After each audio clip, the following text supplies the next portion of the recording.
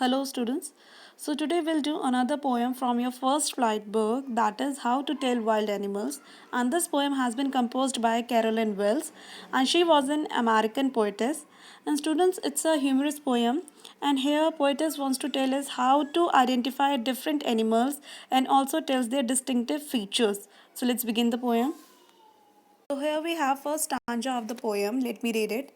If ever you should go by chance to jungles in the east, and if there should to you advance a large and tawny beast, if he roars at you as you are dying, you'll know that it is the Asian lion.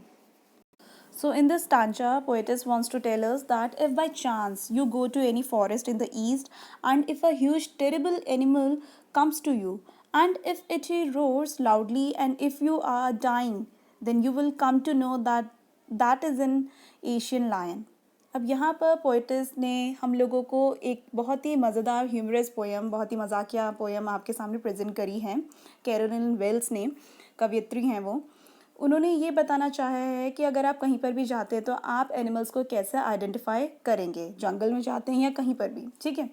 और इसी तरह से उन्होंने ये different standards में poem लिखी है कि आप डिफरेंट एनिमल्स के एक डिस्टिंक्टिव फीचर्स बताए हैं, तरह तरह के उनके कैरेक्टरिस्टिक्स बताए, विशेषता है कि कैसे आप एनिमल्स को पहचानेंगे। तो फर्स्ट स्टैंडर्ड में वो ये कह रही हैं कि अगर आप बाई चांस ईस्ट की तरफ जंगल में जाते हैं और वहाँ पर एक बहुत ही बड़ा सा टेरिबल सा भयानक सा एनिमल आपके सामने आ जाता है और वो आपको देखते ही बहुत ज़ोर से रोर करता है, घुर्राता है, तो और उसके घुर्राने से आपको लगता है बस आप मरने ही वाले हो, तो आपको ये समझ जाना चाहिए कि वो कोई और नहीं बल्कि एशियन लायन है। So students, in this stanza, the word tawny meaning is a yellowish brown color or you can say orange color.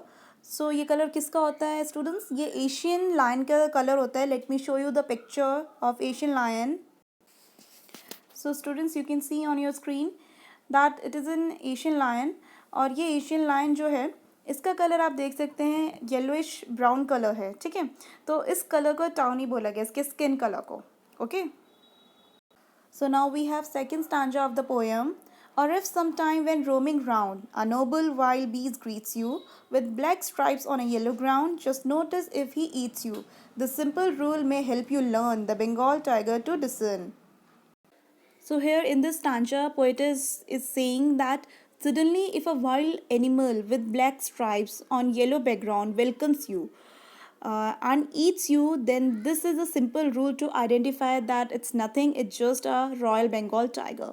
तो स्टूडेंट्स, इस स्टांजा में पोएटिस हमें ये बोलना चाह रही है कि आप अचानक से अगर कहीं पर भी जंगल में घूम रहे हैं और वहाँ पर आपको एक येलो बैकग्राउंड में एक ब्लैक स्ट्राइप्स का एक एनिमल मिलता है और वो आपको देखते ही यहाँ पर मतलब आपको खाना चाहता है, मारना चाहता है, ठीक है।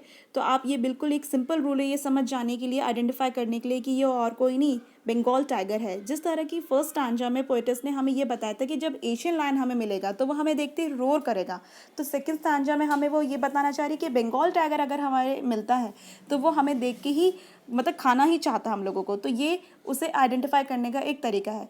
So students, let me show you the picture of royal Bengal tiger. So students, you can see on your screen that it is an animal who is known as a Royal Bengal tiger. So इसके body में आप देख सकते हैं इसका जो skin colour yellow होता है, इसमें थोड़ा वाइट दिख रहा होगा आपको, येलो होता है, उसमें ब्लैक स्ट्राइप्स होती हैं, ठीक है। और स्टूडेंट्स, इस स्टांजा में डिसन का मतलब होता है टू आइडेंटिफाई, किसी को पहचानना, ठीक है। और ग्रीट्स का मतलब होता है वेलकम करना, like you people greet your teacher and your elders by saying good morning, good afternoon. So this is the way to greet anyone. So now we have third stanza of the poem. If strolling forth a beast you view, whose hide with spots is peppered, as soon as he has leapt on you, you'll know it is the leopard. It will do no good to roar with pain, he will only leap and leap again.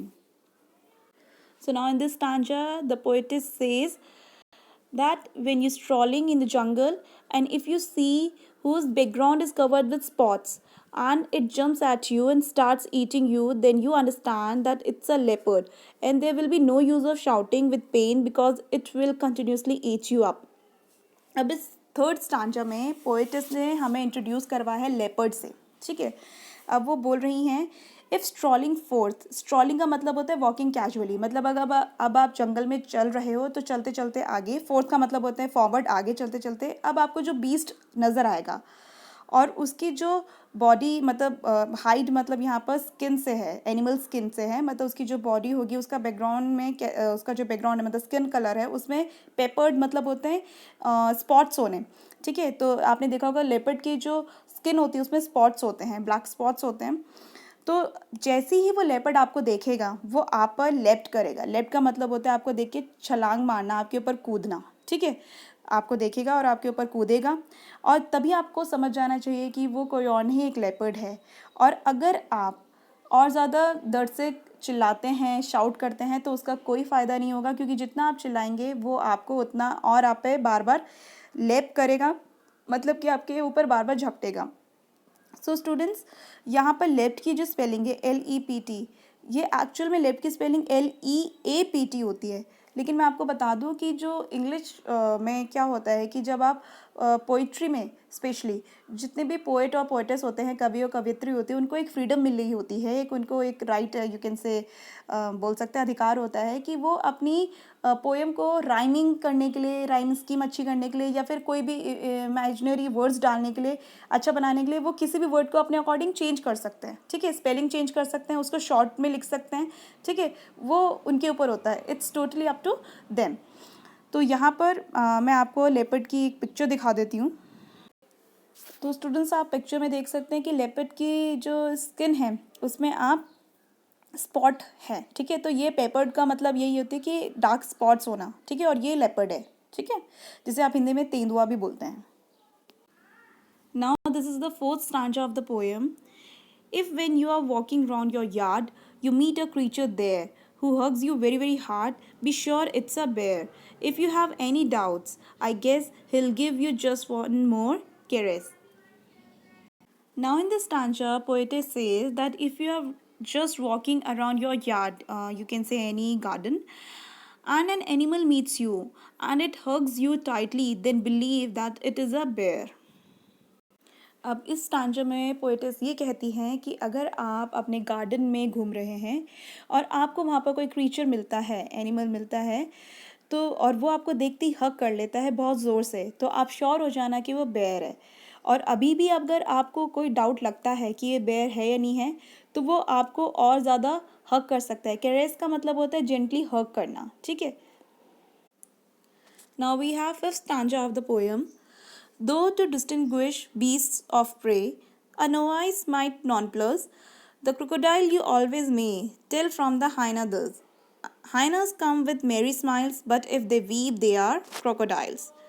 So, in the stanza, poetess wants to say is that now you have to distinguish between a crocodile and a hyena. If you are inexperienced, you are not known earlier that how to distinguish, how to differentiate between crocodile and a hyena, then if you have any doubt, then you may be confused to recognized animals. So there is a differentiating factor between these two animals is that hyena comes with a very smile, hyena always laughs, on the other hand crocodile always weeps. अब इस stanza में जो poetess है वो ये बताना चाह रही है कि अगर आप इनएक्सपीरियंसड है, नोवाइस का मतलब होता है इनएक्सपीरियंस, जिसको कम तजुर्बा होता है, नौसिखिया जिसे हम बोलते हैं।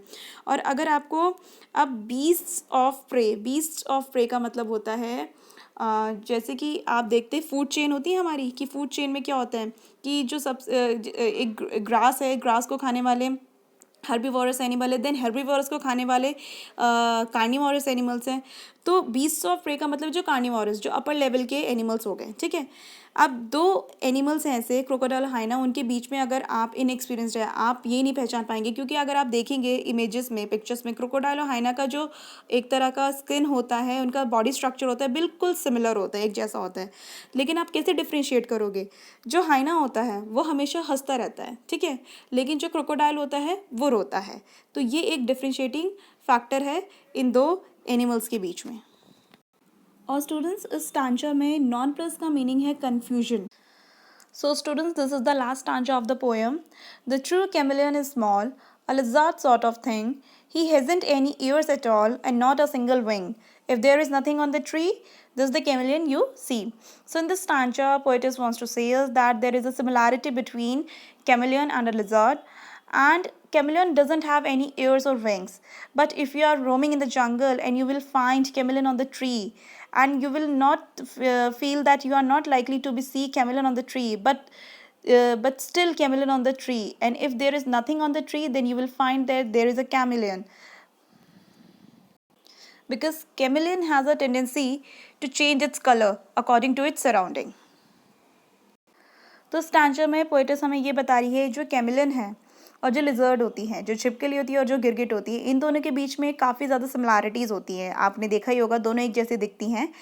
और अगर आप जंगल में जा रहे हैं तो कैमिलियन की जो बॉडी में आपको कहीं भी ईयर्स नहीं दिखेंगे और उसके विंग नहीं होंगे, ठीक है। और अगर आप किसी पेड़ को देखते हैं और आपको लगता है कि इसमें कहीं पर भी कैमिलियन यानी गिरगिट नहीं बैठी है, लेकिन एक्चुअल में वहाँ पर वो बैठी ज़रूर होगी। क्यों? क्योंकि आप लोगों ने ये साइंस में ज़रूर पढ़ा होगा कि कैमिलियन के एक फीचर होता है, इसकी एक टेंडेंसी होती है कि वो अपना बॉडी का जो कलर है वो चेंज कर सकती है अपने सराउंडिंग के अकॉर्डिंग।